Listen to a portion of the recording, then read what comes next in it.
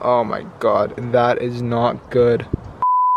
I'm currently sitting alone in the hallway of my house on the ground because I'm depressed. And I'm depressed because I think there's a possibility that I might have blew my head gasket, and I am sad. But on a real note, yes, I think there's a chance I might have blown the head gasket on my Civic, which is kind of weird because the Civic only has like 100,000 kilometers, which is what, like 60,000 miles. And they're supposed to be like really reliable engines, and yes, I do beat on the car a lot, but like I've always been up to date on my maintenance, everything. So if it's blown, that's gonna be like really annoying. And the reason why I think it's blown is because yesterday I started the car and it wasn't even cold outside. It was like 1 degree Celsius, which is like 33 or 34 degrees Fahrenheit. And I started it, and obviously like the RPMs are gonna be a little weird when you first start it on a cold start, but like they were all over the place. They're like dipping between like 1500 and like 900, and it was about to stall out if I didn't tap the gas while I was waiting for it to warm up. So like it was kind of weird. Like I was like, what the hell is going on? So whatever, I let it warm up and it was driving completely fine. And then like I was trying to look for like white smoke and stuff, but it's kind of cold outside, so anytime your car is running in Canada during winter, it's gonna be white smoke. So stop being sad, let's get up. And let's go do some diagnostics and see what we can do to figure out if it's actually blown or not. And a little forewarning, I am not a mechanic whatsoever. I've worked on cars like my whole life, but it's never really been me actually working on cars, just kind of helping out. Always around cars, but like not too confident. But that being said, I do know how to diagnose a blown head gasket for the most part. So I'm just gonna walk through those steps and take you guys along with me. So if you guys ever have these issues, you'll know what's going on. And before we get started, I've done absolutely nothing to diagnose this so far, except for kind of notice the weird fluctuation in the RPMs. So we're gonna go ahead and do this. So I'm here in old, not so reliable, and there's a few different ways you can diagnose a blown head gasket. Number one is look for white smoke on the startup, because that means there's coolant. Number two, you'll notice the RPMs kind of fluctuating, and that can mean a lot of things, so that's why I'm not completely sure this is a blown head gasket, but it is usually one of the tells. Number three, you're gonna look for bubbles in the coolant and see if it's bubbling or not, and see if you're low on coolant. And number four, you're gonna unscrew the oil cap and see if there's any sort of brown stuff or like light brown kind of milky stuff. So we're gonna go ahead and do that.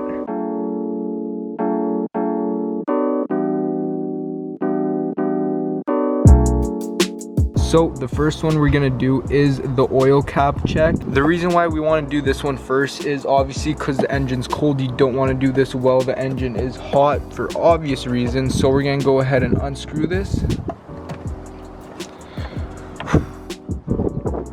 I'm nervous.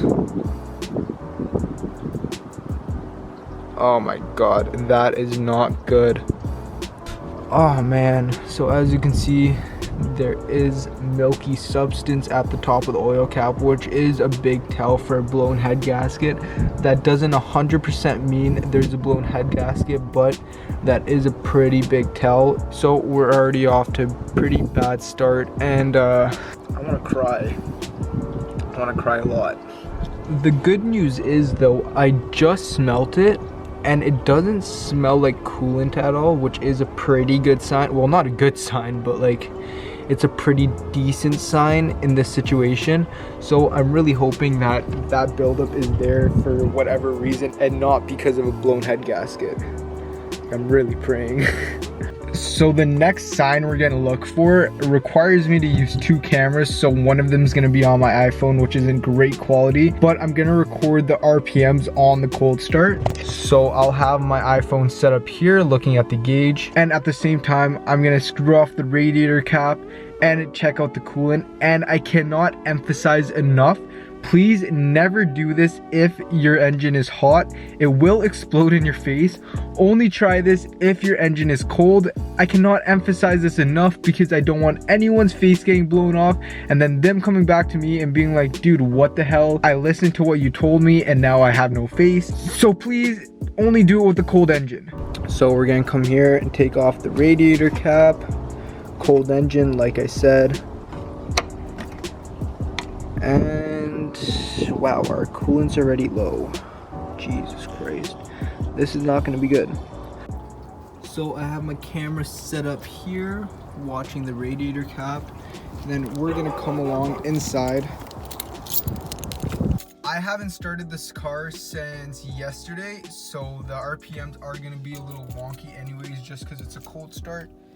So ignore that, but we're looking for any big fluctuations. So let's go ahead and watch this.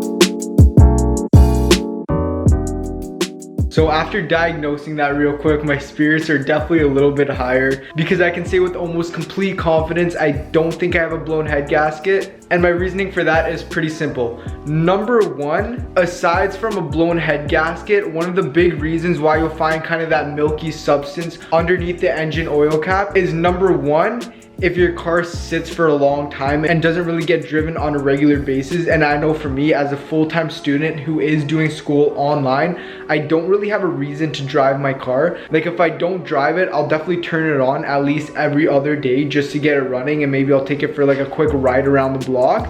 And number two, one of the big reasons why that happens is also because of weather changes. And I know here, like in the last week, it's went from like -15 every day to like 0. So just because of that, I can almost completely rule out that test because that's just really inaccurate results. Number two, my RPMs weren't really fluctuating. I think when I noticed them fluctuating really bad the other day, I was like kind of over analyzing things and just kind of caught my attention. I started worrying about it. So I think I can completely write off that one. Number three, the coolant wasn't really bubbling at all when I took off the radiator cap, and I'm not sure if that's because I'm kind of low on coolant. And I'm really happy that I did these tests anyways, because if anything, it'll remind me that I need to top off on coolant ASAP. So yeah, the coolant wasn't really bubbling at all in the radiator cap, so that's a check right there. And last but not least, I have never experienced an overheating issue in my car ever. And overheating is usually a huge sign because it means that coolant has somehow mixed with the gas, and that will cause the engine to overheat, causing major damage. And I know there are other ways to check for a blown head gasket, but all those ways are like not so quick. You actually need to take out the spark plugs, check compression, all that stuff. And if I failed any of these tests, I definitely would have went ahead and done those. And I think the number one way is to do an oil change and see if your oil is milky in any way, shape, or form. And I'm coming up on an oil change due in like a couple hundred kilometers. So when I go ahead and do the oil change, I will definitely be checking, and I'll definitely be posting a follow-up video too while I'm at it. But there you guys have it. I personally am definitely no mechanic. So if we have any mechanics out there watching this video, please let me know why you think the oil cap was kind of milky. I'm kind of still confused about that. I know, like I said before, it's probably because I haven't really been driving it and the weather's been changing,